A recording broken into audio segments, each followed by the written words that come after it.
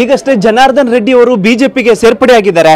ನಮ್ಮ ಜೊತೆಗೆ ಅರುಣಾ ಲಕ್ಷ್ಮಿ ಅವರು, ಜನಾರ್ದನ್ ರೆಡ್ಡಿ ಅವರ ಪತ್ನಿ ಆದಂತ ಅರುಣಾ ಲಕ್ಷ್ಮಿ ಅವರು ಇದ್ದಾರೆ. ಅವ್ರು ಏನ್ ಮಾತಾಡ್ತಾರೆ ಕೇಳೋಣ. ಮೇಡಮ್, ಈಗಷ್ಟೇ ಜನಾರ್ದನ್ ರೆಡ್ಡಿ ಅವರು ಪಕ್ಷಕ್ಕೆ ಸೇರ್ಪಡೆಯಾಗಿದ್ದಾರೆ, ಅಂದ್ರೆ ತಾಯಿ ಪಕ್ಷಕ್ಕೆ ಸೇರ್ಪಡೆಯಾಗಿದ್ದಾರೆ ಅಂದ್ರು. ಇದ್ರ ಬಗ್ಗೆ ನಿಮ್ಮ ರಿಯಾಕ್ಷನ್ ಏನು ಮೇಡಮ್? ಮಾತೃಪಕ್ಷಕ್ಕೆ ಮರಳಿದ್ದು ತುಂಬ ಸಂತೋಷ ಅನ್ನಿಸ್ತಾ ಇದೆ ಅಮ್ಮ.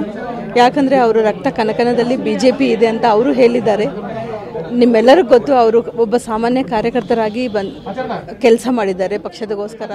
ಅಲ್ಲಿ MLC ಆಗಿದ್ದಾರೆ, ಮಂತ್ರಿ ಆಗಿದ್ದಾರೆ, ಎಲ್ಲ ಅಲ್ಲೇ ಅವರ ಜೀವನದಲ್ಲಿ 30 ವರ್ಷ ಅಲ್ಲೇ ಇದ್ದಾರೆ. ಅದಕ್ಕೆ ಇವತ್ತು ಪಕ್ಷಕ್ಕೆ ಮರಳಿದ್ದು ತುಂಬ ಸಂತೋಷ ಅನ್ನಿಸ್ತಾ ಇದೆ. ಮ್ಯಾಮ್, ಇವಾಗ ಪಕ್ಷಕ್ಕೆ ಸೇರ್ಪಡೆ ಆಗಿದ್ದಾರೆ. ಇವಾಗ KRP ಪಕ್ಷ ಕಟ್ಟಿದ್ರು, ಇವಾಗ BJP ಸೇರ್ಪಡೆ ಆಗಿದ್ದಾರೆ. ಆ ಕಲ್ಯಾಣ ಕರ್ನಾಟಕ ಭಾಗದಲ್ಲಿ ಯಾವ ರೀತಿ ಪಕ್ಷಕ್ಕೆ ಲಾಭ ಆಗ್ಬಹುದು ಅಂತ? ಆನೆ ಬಲೆ ಬಂದಂಗೆ ಅಂತ ನಾವು ಭಾವಿಸ್ತಾ ಇದ್ದೀವಮ್ಮ. ಜನಾರ್ದನ್ ರೆಡ್ಡಿ ಅವರಿಗೆ ನಾರ್ತ್ ಕರ್ನಾಟಕ ಭಾಗದಲ್ಲಿ, ಉತ್ತರ ಕರ್ನಾಟಕ ಭಾಗದಲ್ಲಿ ತುಂಬ ಜನ ಅಭಿಮಾನಿಗಳಿದ್ದಾರೆ. ಮ್ಯಾಮ್, ಆ ಭಾಗದಲ್ಲಿ ನೀವು ಹೇಳಿದ್ರಿ ಅಭಿಮಾನಿಗಳು, ಕಾರ್ಯಕರ್ತರ ದಂಡಿದೆ ಅಂತ. ಇದ್ರದ್ದು ಎಫೆಕ್ಟು BJPಗೆ ಅಂದರೆ ಕಾಂಗ್ರೆಸ್ಸಿಗೆ ತಟ್ಟುತ್ತಾ ಅಂತೀರಾ?